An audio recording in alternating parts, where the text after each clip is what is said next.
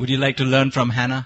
क्या आप हैना के जीवन से सीखना चाहेंगे? I'm not going to read the whole passage, the whole chapter, but we're going to look at certain verses. और पूरा का पूरा अध्याय नहीं पढ़ेंगे, लेकिन कुछ आयतें हैं जो यहाँ पर हम देखेंगे. I want to share with us 5 things. और 5 चीजें इस जगह से देखना चाहेंगे. How Hannah broke out, how you can have your breakthrough. किस तरह हन्ना अपने जीवन में छुटकारा पाए, किस तरह आप अपने जीवन में छुटकारा पा सकते First हैं. of all, she recognized her impossibility. और सबसे पहली चीज है कि उसने वो असंभवता जो उसके जीवन में थी उसे पहचाना. Verse 2 tells us that she had no children. और दूसरी आयत हमें बताती है कि उसके कोई भी बच्चे नहीं थे. This man, her husband Elkanah, he had 2 wives. और इसका जो पति था उसकी 2 पत्नियां थी. I'm not recommending this example. और ये उदाहरण किसी को भी हम नहीं दे रहे हैं यहाँ पर. We don't know why, perhaps because Hannah was not having kids that he took another wife, Peninnah. और हम नहीं जानते कि ऐसा क्यों है कि उसकी 2 पत्नियां क्यों थी. हो सकता है कि पहली पत्नी जो हन्ना थी उसके द्वारा उसके बच्चे नहीं हो रहे थे, इसलिए उसने दूसरी शादी की. And Hannah had a problem. She had no children. और हैना के जीवन में समस्या थी कि उसके पास बच्चे नहीं थे, वो गर्भवती नहीं हो सकती थी. Now in today's situation, may think no big deal. Hannah, just get a job, and then you and Elkanah, you can be dinks. You know what dinks are? Dual income, no kids. DINK. और आज के समय में कई प्रकार की जो योजनाएं दे सकते हैं कि आप ऐसे ही अपने नौकरी करें, ऐसे ही जीवन जिए और आपको बच्चों की जरूरत नहीं है. It's pretty cool, right? There are many couples like that today. और आज कई प्रकार के ऐसे शादीशुदा लोग हैं जो कहते हैं कि ऐसा ही हमें बिना बच्चों का जीवन व्यतीत करना है. But in her day, it was considered a terrible thing. लेकिन उसके समय के लोगों के बीच में ये बहुत ही एक भयानक चीज थी. Even in our culture, not many years ago, a barren woman was considered a curse. The curse of the Banj. Banj, right? Yeah. A barren woman, don't let her touch you, don't let her come near you, because you may become barren. और अगर हम अपने खुद के इतिहास में यहाँ पर देखें तो कई साल पहले नहीं, आप जाकर देख सकते हैं कि अगर कोई भी स्त्री बांझ थी, गर्भवती नहीं हो सकती थी, तो लोग उसे शापित समझते थे, उसे छूते भी नहीं थे. And another problem she had was that her husband loved her so much that the other wife was very jealous. और एक और समस्या इस स्त्री के जीवन में थी कि उसका पति उससे इतना प्यार करता था, और तो जो दूसरी स्त्री थी, दूसरी जो पत्नी थी, वो उससे बहुत ही नफरत करती थी. And so she's got tension at home. तो उसके घर में एक दबाव बना हुआ है. There's one person constantly nagging her, constantly fighting with her, constantly saying bad things to her. और एक इंसान है घर में जो निरंतर उसको कुछ ना कुछ बुरा, कुछ ना कुछ चिढ़ाने के लिए कुछ ना कुछ उसको बातें बोल रहा है. Verse 6 says, and because the Lord had closed her womb, her rival kept provoking her in order to irritate her. और 6ठी आयत में लिखा है, परंतु उसकी सौत इस कारण से इस यहोवा ने उसकी कोख बंद कर रखी थी, इसके अत्यंत चिढ़ा कर कुड़ाती रहती थी. Maybe some of you can identify. You've got that person in your home who's constantly provoking you and irritating you. हो सकता है कि आप इस चीज को समझ सकते हैं कि आपके घर में कोई व्यक्ति है जो आपको बार-बार निरंतर चिढ़ाता रहता है या कुछ ना कुछ आपको बोलता रहता है. Don't shout amen. Okay. और आप चिल्लाकर आमीन ना बोले इस समय. Member may be here. और वो व्यक्ति यहाँ पर हो सकता है. The Bible says the Lord closed her womb. और यहाँ पे लिखा है कि परमेश्वर ने उसकी कोख बंद कर रखी थी. She had a problem. उसके जीवन में समस्या है.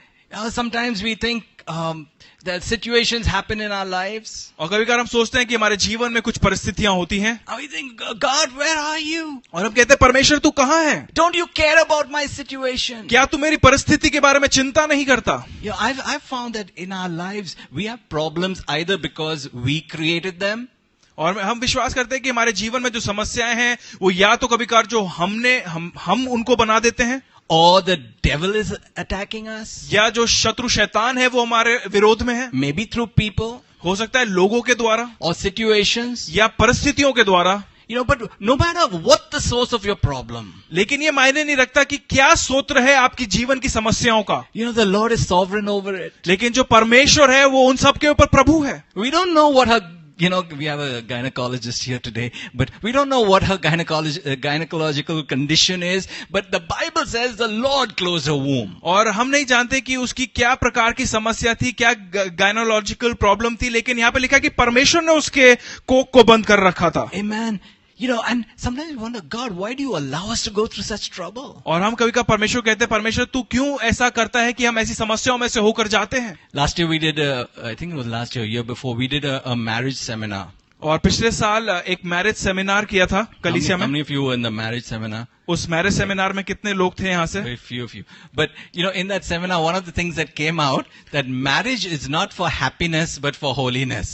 और एक चीज जो उस शादी के समय जो रखा गया था वहां से ये निकल कर आया कि जो शादी है वो सिर्फ आनंद के लिए नहीं है वरन पवित्रता के लिए है। Sorry, all the young people are not yet married. और उन सब लोगों से क्षमा मांगते हैं जो अभी शादीशुदा नहीं हुए हैं। Sometimes we tell young people, Jesus is coming very soon. और कई बार कई जवान लोगों को बोलते हैं कि यीशु जल्दी आने वाले They हैं। say, oh, please, no, I'm not yet married. Can't Jesus wait a little while? और वो लोग कहते हैं कि नहीं अभी मेरी शादी नहीं हुई, क्या हम यीशु को बोल सकते हैं कि थोड़ा समय और बाद में आए? And I found here in our country that people take marriage almost more, desirable than salvation. और कई बार बहुत खेदित होता है कि हमारे देश में जो लोग हैं, जो शादी है वो शादी को इतने महत्वपूर्ण या उतनी करीबी तक ले जाते हैं, उद्धार जो पाना है उससे भी कभी कभार ऊंचा ले जाते हैं शादी को। We have Jesus will never leave us or forsake us. और We यहाँ have so पर- many marriages falling apart. और प्रभु यीशु जो है वो हमें कभी ना छोड़ेंगे, कभी ना त्यागेंगे। And here we find Hannah, she's married, but she's miserable. और यहाँ पर हम पाते हैं कि ये हन्ना है, इसकी शादी हो चुकी है लेकिन ये अपने जीवन में बहुत ही परेशानियों में घिरी हुई है। Whatever the reason, कोई भी कारण क्यों ना हो, the Lord was sovereign. The Lord is allowing it. और परमेश्वर मालिक है, परमेश्वर प्रभु है, वो होने दे रहा है ये। Amen. आमीन। The Lord is allowing your situation. और परमेश्वर हो सकता है कि आपकी परिस्थिति को होने दे रहा है। Recognize your problem. आप अपनी परिस्थिति को जाने। Don't get into denial. आप डिनाई मत करिए कि ये ऐसा मेरे साथ हो ही नहीं रहा। No, I'm fine. No, I have no problem. नहीं मेरे साथ कुछ नहीं हो रहा, मैं तो ठीक हूँ, ऐसा मत बोले। Hannah knew in her heart, this is not good. I need to have a child. और हन्ना जानती है कि नहीं ये सही नहीं है, मेरे को जरूरी है कि मैं गर्भवती होकर एक बच्चे को जन्म दूं। There are several situations of barrenness in the Bible. और साधारण जो वाक्याएं हैं बांझ होने की बाइबल में ये है। And every time God closes a womb, it's for a special purpose. और कभी भी परमेश्वर ने किसी की भी कोख को बंद रखा तो एक बहुत महत्वपूर्ण कार्य उसके बाद होना था। You remember Sarah? She was barren. आप सेरा के जीवन में देख सकते हैं कि वो गर्भवती नहीं हो सकती थी। And she became so old. She's in the 90s. और वो इतनी वृद्ध हो गई, 90 साल तक पहुंच गई। And then she has a child. और उसके बाद वो जन्म देने पाई। She has Isaac. और जब वो जन्म देती है तो वो इजाक को जन्म देती है। Hallelujah. Hallelujah. The child of the promise. और वो प्रतिज्ञा के बच्चे को जन्म देती है। Then Isaac got married to Rebecca and she was barren. और जब इजाक रेबेका के साथ विवाह करता है तब वो भी गर्भवती नहीं हो And सकती then थी। God gave her children, gave her Esau and Jacob. और तब फिर परमेश्वर ने उसको संतान दी, ईसो और याकूब। Jacob was married to this wife named Rachel. और याकूब की विवाह रेचल के साथ हुआ And she was barren. और फिर वो भी गर्भवती नहीं हो The सकती Lord थी। opened her womb तब परमेश्वर ने उसके गर्भ को खोला and gave her a Joseph. और फिर परमेश्वर ने उसे यूसुफ दिया। Hallelujah. Hallelujah. Hallelujah.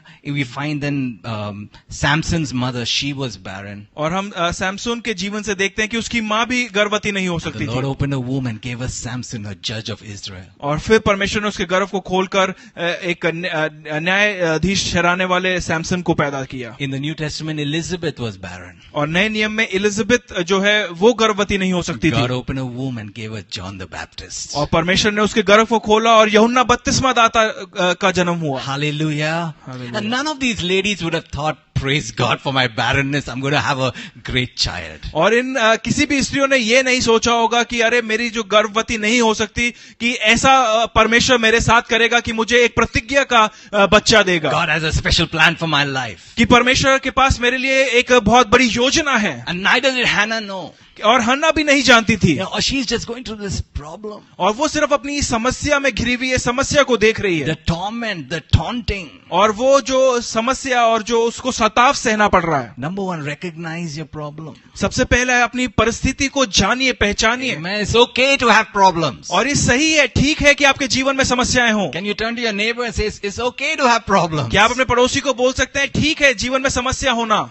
Okay, don't let them pray for you to have problems. और वो आपके लिए प्रार्थना ना करें कि आपके जीवन में समस्या है। You're going to have them anyway. वैसे भी आपके जीवन में वो होंगी। In this world you will have tribulation. और इस संसार में तुम्हारे ऊपर दुख आएंगे। Okay, the second thing I want to see is that Hannah refused to take no for an answer. और दूसरा ये यहाँ पर देखना चाहेंगे बिंदु की हन्ना ने मना किया कि वो ना जो है वो उत्तर में नहीं लेगी। You know, perhaps the devil was whispering in a ear, okay, Hannah, forget it. Come on. Your biological clock is ticking down and, you know, just forget it. And, you know, just reconcile to the fact that, you know, just take some of Penina's kids and treat them like your own. और हो सकता है कि शैतान हन्ना के कानों में बोल रहा हो कि अब तो तेरी उम्र भी बढ़ रही है, तो तू गर्भवती नहीं हो सकती, जैसी तेरी परिस्थिति है वैसी उसी परिस्थिति में जीती रहे। Now, Elkanah, husband, you know, he's trying to cheer her up because he really loves her. और जो एल्कना उसका जो पति है वो उसको प्रोत्साहित करने की कोशिश कर रहा है क्योंकि वो उसे प्यार करता है। Verse 5 says he gave her double portions और because he loved her and the Lord had closed her womb. और यहाँ पे लिखा है 5वां, परंतु हन्ना को वो दूना दान दिया करता था क्योंकि वो हन्ना से प्रीति रखता था, तो भी यहोवा ने उसकी कोख को बंद रखा हुआ था। And verse 8 he says, you know, Hannah darling, sorry, that's not what the Bible says, but this is what I'm saying. Why are you weeping? Why don't you eat? Why are you so downhearted? Don't I mean more to you than 10 sons? और 8वीं आयत में भी हम देखते हैं कि उसका पति उसको कैसे प्रोत्साहित करता है। वो वहां पे बोलता है कि हे हन्ना, तू क्यों रोती है और खाना क्यों नहीं खाती है और तेरा मन क्यों उदास है? क्या तेरे लिए मैं 10 बेटों से भी अच्छा नहीं हूं? I think most of you wives will agree that sometimes husbands can be really dumb. Yes? You agree? और आप में से कई पत्नियां जो हैं वो ये जानेंगे कि कभी-कभार आपके जो पति हैं वो कभी-कभार एकदम Yeah, foolish. मूर्ख की तरह रहते हैं। You know, she wants to become fat this way and he wants to make her fat this way. और वो गर्व इस प्रकार से मोटी होना चाहती है, लेकिन उसका जो पति है उसे दूसरी तरीके से मोटा करना चाहता है। And he's going to say, don't I mean more to you than 10 sons? और वो जाके उसे बोल रहा है, क्या मैं 10 बेटों से ज्यादा तेरे लिए नहीं हूँ? She's probably a respectful wife and she didn't answer, but in her mind she's thinking, no, you dumb cluck. और क्योंकि I need one son. और वो इज्जत में शायद कुछ बोल नहीं रही है यहाँ पर, लेकिन अपने दिमाग में शायद वो बोल सकती है, अरे क्या तू नहीं जानता कि मुझे एक बेटे की या एक संतान की आवश्यकता है? She's probably thinking, I'll trade you for one son. और वो शायद सोच रही है कि मैं तुझे एक संतान के लिए भी तुझे मैं बदल लूंगी। You know, and so many things come into your mind. People, well-meaning, loved ones, the devil, to say, accept your condition. और कई ऐसी परिस्थितियां, चीजें और शैतान हमारे दिमागों में लेकर आता है प्रतिदिन कि हमारी जो परिस्थिति है हम उसे ग्रहण कर ले कि ऐसी ही रहेगी। Just accept it. कि सिर्फ मान ले ऐसे ही तेरा जीवन होगा। She did not. लेकिन उसने ऐसा नहीं किया। Another thing she didn't do, she didn't stop her devotions. और दूसरी चीज जो उसने और नहीं ऐसा करी कि उसने अपनी जो स्तुति आराधना जो उसका जीवन था प्रभु के प्रति उसने नहीं रोका। You know, when sometimes problems happen in our lives, you know, first thing we do kind of a hadtal with God. I'm not going to read my Bible. I won't pray. And New Life Church, never. I won't go there again. और कई लोग एकदम हड़ताल कर देते हैं कि प्रभु मैं तो बाइबल नहीं पढ़ूंगा, प्रार्थना नहीं करूंगा, मैं चर्च नहीं जाऊंगा। After all, I've done so much, and God, you can't answer a simple prayer. और इतना कुछ मैंने किया है और ये साधारण सी मेरी प्रार्थना है, आप इसका उत्तर नहीं दे रहे हो। But the Bible says, verse 7, that this went on year after year after year, whenever Hannah went up to the house of the Lord. और लेकिन 7वीं आयत में लिखा है वह तो प्रति वर्ष ऐसा ही करता था, और जब वो हन्ना यहोवा के भवन को जाती थी वो बार बार ऐसा ही करती रही। She did not stop, she persevered. वो रुकी नहीं वरन पर निरंतर लगी रही। Hallelujah. Hallelujah. Don't let the devil discourage you. और शैतान आपको भरमाने ना पाए। Don't let him say stop this, stop that, don't do this. और वो आपको ना बोलने पाए ये रोक दो, इसको रोक दो, ऐसा मत करो। Don't stop your devotions. आप अपना जो भक्ति है उसे ना कभी भी छोड़ें। Don't stop going to the life group. और कभी भी आप वो लाइफ ग्रुप में जाना ना छोड़ें। Don't stop going to church. और आप कलीसिया जाना ना छोड़ें। Don't stop praying. और प्रार्थना करना ना छोड़ें। Don't stop seeking the Lord. और परमेश्वर का खोजी होना ना छोड़ें। Hallelujah. Hallelujah. The third thing we want to see here और तीसरी चीज जो यहाँ से हम देखना चाहते is हैं, that finally Hannah decides, this routine's not working. I need to rise up to a new level. और तीसरी चीज वो ये है कि हन्ना ये पहचानती है कि जो रूटीन है उसके जीवन में ये कार्य नहीं ला रहा है, ये उत्तर नहीं ला रहा, उसको विश्वास के एक नए स्तर पर जाने की आवश्यकता है। It says here, verse 9, one day when they finished eating and drinking in Shiloh, Hannah stood up. और 9वीं आयत में लिखा है, जब शीलो में खाना और पीने के बाद हन्ना उठी। Hallelujah. Hallelujah. Hannah stood up.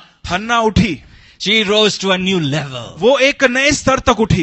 I'm thinking in those days probably women had to just stay at the back, don't stand up, just sit down, don't rise up above your position, let the men do all the worship, let them bring the offerings, let them do all the thing. You stay at the back. और अगर उस समय के इतिहास में देखें तो वहां का उस समय का जीवन ऐसा होगा कि जो स्त्रियां हैं वो पीछे बैठी हैं और वो किसी भी आगे नहीं उठ सकती, उस समय खड़ी नहीं हो सकती, जितने भी पुरुष हैं वही सब कुछ कर रहे हैं, लेकिन उन सब के माहौल में भी वो हन्ना उठी। I think she probably realized, I need to do something different. और शायद उसने महसूस किया कि मुझे कुछ अलग करने की आवश्यकता है। The routine's not working. जो रूटीन है, जो बार बार का कार्य है, वो शायद कार्य नहीं हो रहा Just going there and just going through the motions and eating the sacrifice and worshiping and coming back and doing that. And they were doing this like 3 times a year. और ये बार बार ऐसा कर रहे थे, वो आ रही थी, आराधना कर रही थी, जा रही थी, भेंट में से कर रही थी,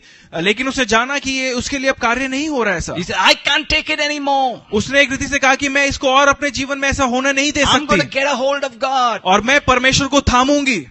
Reminds me of Rachel when she was not having children. और ये रेचल की याद दिलाता है जब उसकी संतान नहीं हो रही थी। She goes to her husband Jacob and says, give me children or I'll die. और उसने अपने पति को जाकर कहा कि मुझे संतान दो, नहीं तो मैं मर जाऊंगी। And Jacob's like, he became angry and he said, am I in the place of God who has kept you from having children? और वहां पर याकूब गुस्से में आ जाता है, वो कहता है कि मैं वो हूं कि जो मैं तुझे संतान दे सकता हूं, क्या मैं परमेश्वर की जगह पर हूं? Now, I don't recommend that you follow Rachel's example because she actually died in childbirth. और ये बोलेंगे कि ऐसा कभी भी उसका रेचल का उदाहरण ना लें, क्योंकि वो बच्चा जन्म देते हुए मर गई। So don't say that, give me something or I'll die. और कभी भी आप ऐसा मत कहें कि परमेश्वर मुझे दे, ये चीज दे, नहीं तो मैं मर जाऊंगा। Maybe some of you have a habit of saying that. Please don't say that. और हो सकता है आप में से कई लोगों की ऐसी आदत हो बोलने की, लेकिन आप कभी भी ऐसा मत That बोलें। can be a self-spoken curse upon yourself. ये आप अपने जीवन पे खुद एक श्राप को घोषणा दे सकते हैं। But Hannah is crying out to the Lord. लेकिन जो हन्ना है वो परमेश्वर को दुहाई दे रही है। She's not bugging her husband Elkanah. वो अपने पति को खेदित नहीं कर रही है। Yes, ladies, take note. और जितनी भी स्त्रियां हैं वो लिख लें, नोट्स ले लें। Take me to the mall or I'll die. कि मुझे मॉल ले जाओ, नहीं तो मैं मर जाऊंगी। Huh? She's crying out to the Lord. लेकिन वो परमेश्वर को दुहाई दे रही है। It says in verse 10, in bitterness of soul, Hannah wept much and prayed to the Lord. और यहाँ पे लिखा है मन की व्याकुलता में, मन के खेदित होने में वो चिल्लाई और परमेश्वर को उसने दुहाई दी। You know, God's not intimidated by your feelings. और परमेश्वर आपके स्वभावों के द्वारा हताश नहीं होता है। Sometimes you think, no, I've got to be, have decorum in God's presence. I mean, I've got to be careful what I say. She just poured out her heart. She probably saying, God, I'm so upset with you. I've been praying. I've been coming here. I've been doing all the right things. And you're not answering my prayer. और कभी कभार हम सोचते हैं कि परमेश्वर की उपस्थिति में बड़ा हमें शांत, बड़े एक तरीके से खड़ा होना है। नहीं, लेकिन यहाँ पर हम देखते हैं कि हन्ना ने अपना हृदय परमेश्वर की ओर उंडेला। उसने जो भी उसके मन में था वो परमेश्वर को कहा और बताया कि उसकी क्या परिस्थिति है और कैसे परमेश्वर का उत्तर नहीं आ रहा था। And she was specific in her prayer. और वो अपनी प्रार्थना में बिल्कुल बिंदु के समान, मतलब जो उसको चाहिए था वो बोला उसने। She doesn't say, Lord, give me any child. उसने ये नहीं कहा कि परमेश्वर मुझे किसी भी प्रकार की संतान She they said, they. Lord, give me a son. उसने कहा परमेश्वर मुझे एक बेटा चाहिए, I want a male child. और मेरे को एक लड़का चाहिए। Now, maybe the feminists won't like this. और जितने भी फेमिनिस्ट हैं उनको ये चीज पसंद नहीं आएगी, But that's what she prayed. लेकिन उसने यही प्रार्थना की. She was specific. वो अपनी प्रार्थना में स्पेसिफिक थी. I don't know what your situation is. हम नहीं जानते कि आपकी क्या परिस्थिति है, But if the routine is not working, और अगर आपके जीवन में रूटीन काम नहीं कर you रहा need to है rise up to a new level. तो आपको एक नए स्तर पर उठने की Mean आवश्यकता है business with God. और परमेश्वर के साथ बात करनी है Get a hold of Him. और परमेश्वर को थामना है, Pour out your heart. अपना हृदय उसके सामने Tell उठेलना Him है. the frustration that you're having. आपके जीवन में जो हताशता है वो God, बताना I'm है fed up with this कि situation. परमेश्वर मैं इस परिस्थिति से थक चुका How हूँ, long is it going to go on? ये कब तक मेरे जीवन में चलेगा, This is what I want. ये मुझे चाहिए. The devil's telling me no. और शैतान मुझे बोल रहा है नहीं, Well-meaning people are telling me no. और मेरे जो आसपास के अच्छे लोग हैं वो भी मुझे बोल रहे हैं कि God, नहीं. it's a desire in my heart. लेकिन परमेश्वर मेरे दिल में ये एक इच्छा I है, want this. मैं चाहता हूँ कि ये हो, This is what I want. ये ही मुझे चाहिए. Would you give it to me? क्या आप मुझे देंगे? And then she did something unusual. और फिर उसने कुछ अलग अद्भुत किया. Verse 11. 11वीं आयत She में made a vow. उसने एक कसम खाई परमेश्वर Oh से Lord God Almighty. कि हे महान परमेश्वर, If you will only look upon your servant's misery and remember me and not forget your servant but give her a son, then I will give him to the Lord for all the days of his life and no razor will ever be used on his head. और उसने एक कसम परमेश्वर के साथ खाई. उसने कहा, हे सेनाओं के यहोवा, यदि तू अपनी दासी के दुख पर सचमुच दृष्टि करे और मेरी सुधि ले और अपनी दासी को भूल ना जाए और अपनी दासी को पुत्र दे, तो मैं उसके जीवन भर के लिए यहोवा को अर्पण करूंगी और उसके सिर पर कभी भी छुरा फिरने ना पाऊंगा. She is making a prayer and a vow.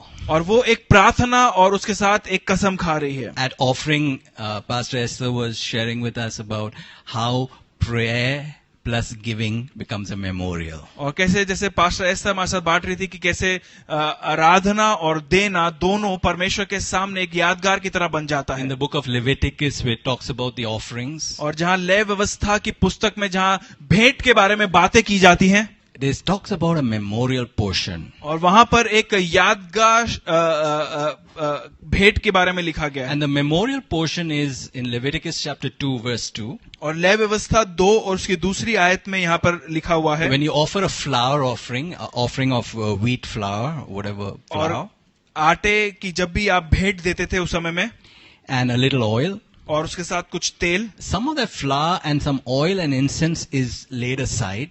और उनमें से कुछ जो आटा और धूप और तेल जो था वो अलग किया जाता था And it's put on the altar. और उसे वेदी पर रख दिया जाता था. Flour, oil, and incense.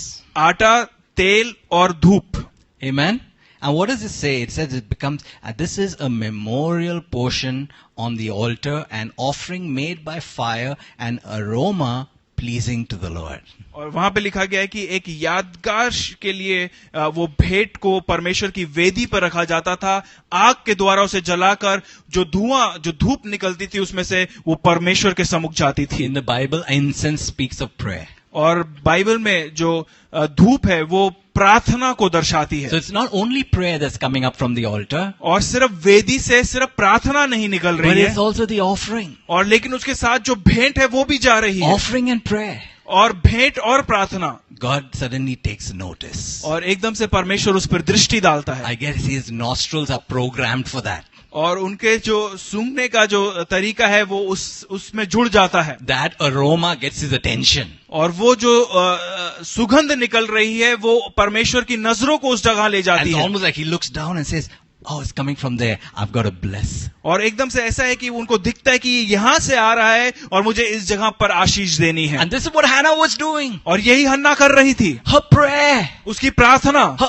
offering of a firstborn, not yet born, और उसकी भेंट जो पहलौठे की है, जो अभी पैदा भी नहीं हुआ है, it becomes a memorial. ये परमेश्वर के सामने एक यादगाश बन जाता है. Gets God's attention. परमेश्वर की दृष्टि उतर आती है How this woman means business. कि किस तरह ये स्त्री वाक्य में जो कह रही है वो She's सही है, serious. कि वो अपनी प्रार्थना में सत्यता से भरी And है. God's probably thinking, I need to send a judge to these people. और हो सकता है कि परमेश्वर ये सोच रहा है कि मुझे एक न्यायाधीश न्यायी भेजना है इनके बीच में। People are doing as they please. जो लोग हैं वो जो अपने मन में आ रहे हैं वो कर रहे I हैं। need someone who will teach them the word of God. कि पर कोई इनको चाहिए जो इन्हें परमेश्वर का वचन I सिखाएगा। want to bring forth a Samuel. तो परमेश्वर ने सोचा कि मैं सैमुअल का जन्म करूंगा। God was pleased. परमेश्वर आनंदित हुआ। Amen. Are you getting that today? क्या आप इसे समझ रहे हैं आज? You want a breakthrough? आप अपने जीवन में छुटकारा You're चाहते हैं, crying out to the Lord. आप परमेश्वर को दुहाई दे रहे हैं, And in your prayer, the Lord shows you an offering to bring. और परमेश्वर आपको आपकी प्रार्थना में एक भेंट दिखाते हैं जो आप उसे देंगे। We heard today of Cornelius that he was giving alms to the poor. और हम कॉर्नेलियस के जीवन से आज देखा कि वो जो लोग थे उनकी मदद करने में लगा रहता था। He was crying out to God. God, reveal yourself. I need to know you, God. और वो दुहाई दे रहा था कि परमेश्वर मैं तुझे जानना चाहता हूँ। वो एक प्रार्थना का व्यक्ति था। And the Bible says the angel comes and tells him, your gifts and your prayers have come up as a memorial before God. और स्वर्गदूत को आना पड़ा और कहा कि तेरी भेंट और तेरी प्रार्थना परमेश्वर के सामने एक यादगाश के रूप में आ गई है। You know what God did? क्या आप जानते हैं परमेश्वर ने क्या किया? He sent the number one apostle, Peter, sent him all the way to Cornelius' house to preach the gospel, and Cornelius and his family became the first Gentile converts. और परमेश्वर ने उस भेंट को देखा, उस प्रार्थनाओं को देखा, और जो सबसे बड़ा प्रेरित पतरस था, उस पतरस प्रेरित को परमेश्वर ने वहां पर भेजा कि वो पूरा घराना उद्धार पाए। Hallelujah. Hallelujah. You're getting an idea how to get a breakthrough. क्या आप देख रहे हैं यहाँ पर कि आप छुटकारा कैसे पा सकते हैं? Recognize your problem. अपनी परिस्थिति को पहले जाने, Rise up to a new level. एक नए स्तर पर उठें, And then receive the breakthrough. और उसके बाद उस छुटकारे को अपने जीवन में पाएं। You know, Hannah had one more hurdle. और हन्ना के जीवन में एक और समस्या थी She was praying so much. कि वो इतनी प्रार्थना कर रही थी, I think she was drunk in the Holy Spirit. और वो पवित्र आत्मा में एकदम जैसे नशे में थी, She was like the day of Pentecost. और वो जैसे पेंटिकोस्ट का दिन था उस दिन के समान थी। And Eli looks at her and says, woman, put away your drink. और जो इलाई जो वहां पर याजक है वो हन्ना को कहता है कि तुम कब तक ऐसे मदिरा पीते रहोगे, अपनी इन चीजों को हटाओ। That happens when you get drunk with the Holy Spirit, right? और ऐसा होता है जब आप पवित्र आत्मा की मदिरा से भर जाते हैं, People are going to misunderstand you. और लोग आपको शायद नहीं समझेंगे। And here's the chief priest is misunderstanding her. और यहाँ पर सबसे बड़ा जो याजक है उसे समझ नहीं आ रहा है कि क्या हो रहा है। Hannah could have lost her blessing. और हन्ना अपनी आशीष को शायद त्याग सकती थी उस समय। She could have started fighting with that chief priest. और हो सकता है कि वो उस याजक के साथ लड़ाई कर सकती थी। Many times people want to fight with a pastor. और कई लोग हैं जो पास्टर के साथ लड़ाई करना चाहते हैं, But she doesn't do that. लेकिन वो ऐसा नहीं करती। Verse 16, Hannah says, 16वीं आयत में हन्ना का जीवन देखते Do हैं। not take your servant for a wicked woman. I have been praying here out of my great anguish and grief. और वो कहती है अपनी दासी को औंधी स्त्री न जान, और जो कुछ मैंने अब तक कहा है वो बहुत ही शोकित होने और चढ़ाई जाने के कारण कहा है। She could have gone and said, you know what my pastor said, he called me a drunkard. I mean, what kind of a pastor is he? और उसने ये नहीं कहा कि मेरे पास्टर ने कहा कि ये तो एक पियक्कड़ स्त्री है, कैसा पास्टर है।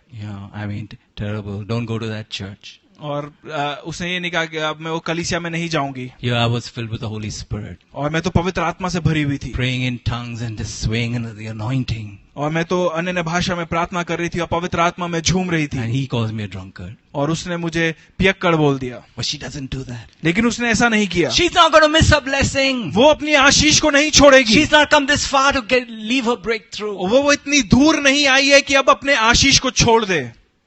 She just explains her situation. वो अपनी सिर्फ परिस्थिति को समझा देती And है। Eli says, और इलाई कहता है, Go in peace and may the God of Israel grant you what you have asked of him. और इलाई कहता है कुशल से चली जा, इज़राइल का परमेश्वर तुझे मन चाहा वर देगा। Hallelujah. Hallelujah, Hallelujah. Hallelujah. She poured her heart out to God. उसने अपना दिल परमेश्वर को दिया, She made her vow. उसने अपनी प्रतिज्ञा करी, And then she got the blessing of the man of God. और उसने फिर परमेश्वर के दास की जो आशीष है वो अपने जीवन में पाई। Hallelujah. Hallelujah. Sometimes many of us are just having a very private relationship with God. और कई लोग हैं वो सिर्फ अपना एकांत में, सिर्फ अपना अकेले में परमेश्वर के साथ एक जीवन व्यतीत कर But रहे like हैं। Sister Joyce shared today, और जैसे सिस्टर जॉयस ने आज बांटा, sometimes you're fighting a battle on your own. और कई अपनी परिस्थितियां आप खुद ही लड़ रहे हैं, झगड़ रहे हैं उससे। You need someone else to stand with you. और कई बार होता है कि आपको कोई और चाहिए कि वो आपके साथ खड़ा हो उन परिस्थितियों में. Sometimes people are ashamed or just shy to come in front and say, I have a need, please pray for me. और कई बार लोग शर्मिंदा हो जाते हैं, रुक जाते हैं कि आगे आएं और बताएं कि मेरी ये जरूरत है.